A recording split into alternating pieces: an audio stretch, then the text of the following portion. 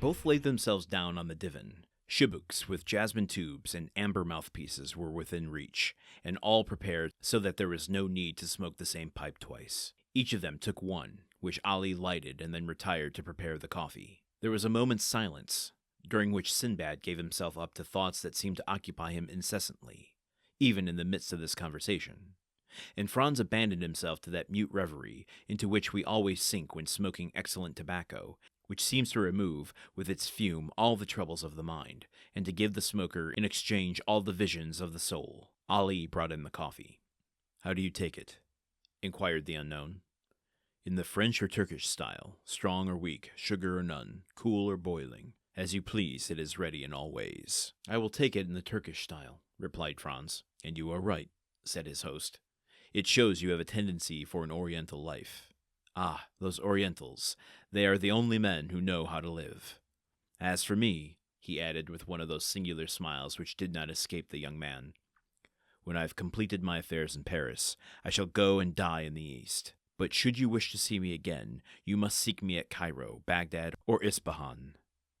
"Ma foi," said Franz, "it would be the easiest thing in the world, for I feel eagle's wings springing out at my shoulders, and with those wings I can make a tour of the world in 24 hours."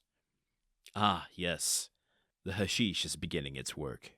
Well, unfurl your wings and fly into superhuman regions. Fear nothing, there is a watch over you. And if your wings, like those of Icarus, melt before the sun, we are here to ease your fall." Then he said something in Arabic to Ali, who made a sign of obedience and withdrew, but not to any distance. This is the point in the movie when someone has dropped acid and the world starts distorting around them. Now, are we in a safe and controlled environment, the way that the early LSD users the psychonauts of yore suggest you do hallucinogens, like making sure you are in a safe environment, that there are people who are not using the hallucinogen to be around and guide you through it should it go awry, keep you grounded in case you have a bad trip? Or is this more like Ari Aster's movie Midsummer, where you can't exactly trust the cult that's offering you the hallucinogen? And Dante, too, continuing his intentional mythologizing of hashish and the experience here, because he's literally pulling in references to Icarus, the fantasy of having wings. I mean, I know that Franz is the one that mentioned that first, but he's not. He's feeding into that fantasy image rather than dispelling it. And I didn't mention this yesterday, but it's clear Dante has traveled the world at this point. Having gone on safari, I'm assuming to have acquired all of those skins, or at least bought them, traded them in all of the places where you would need to acquire such things. Saying here also that after his time in Paris, which we'll get to in a second, he's going to go and die in the East. If you want to see him again, find him in Cairo, Baghdad, or Ispahan. So he clearly knows where he wants to go, which makes me believe he's been there if he has decided, oh, this is the place I'd like to die. With each new bit of information, I feel like as a reader, I am stepping further and further away from understanding who Dante is. I'm sure that's intentional, but now I'm a little concerned, interested, how Dumas is going to hook us into following through with the acts of vengeance that he has for Danglars, Ferdinand, and Villefort.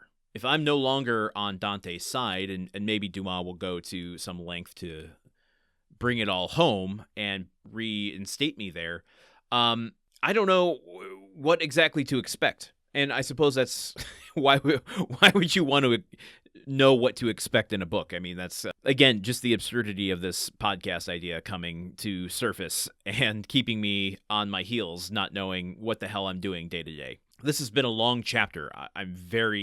My brain and reference material is very stretched thin at this point. I guess if you were to look, let's see here, like just going back to chapter 28, so only 2 chapters ago, we were with Dante going to the prison register to get all the information on Morel. Like, if you are a normal reader reading this as it was intended, even as it was serialized, then you're not going to be as lost where in the story you are and what is going on with Dante, I don't think. So I guess all of that just to acknowledge, like, what I'm going through here is not the normal way you would be experiencing this story. I wonder how that's going to change my opinion of the book as a whole by the time we get to the end of this thing. But for what it is now, I'm very... What's interesting, too, is that I haven't lost... Like, I know everything that's happened. Trust me. I'm essentially reading this book 4 times because while I read each passage every day, I then have to edit that passage. So that's a second reading, if you will. I'm also reading, as I said, the Robin Buss translation of this, the modern translation of this, for my own edification. So that's 3 times right there. And then usually I do a quality check on every episode. So then I listen to it. So I'm basically reading this book 4 times. So I've not lost the series of events that have happened, but it's the elasticity of time that has elapsed. This is like an old pair of underwear that you just won't let go of, and the elastic around the waist has just given up. That's what time is like here. It's not doing its job anymore. Okay, let me also just be clear. I do not think the Count of Monte Cristo is the equivalent of ancient underwear. This is an incredible story. I'm having a good time. It's just I'm trying to recognize this is a very disorienting way to do the story. And after a long chapter and a series of long episodes, I'm going to end this one here as we go into the penultimate episode tomorrow, and we're going to finally wrap up chapter 31. It feels like it's been 2 months here. So join me here then, won't you? Okie dokie, goodbye. The Countdown of Monte Cristo is part of the Gruntwork Podcast Network. This show is produced, edited, and hosted by Landon Solano. The original text of The Count of Monte Cristo by Alexander Dumas. Theme song by Magic Solo. If you want to support the show and others like it, visit patreon.com/gruntworkpod. Thank you for listening. See you tomorrow.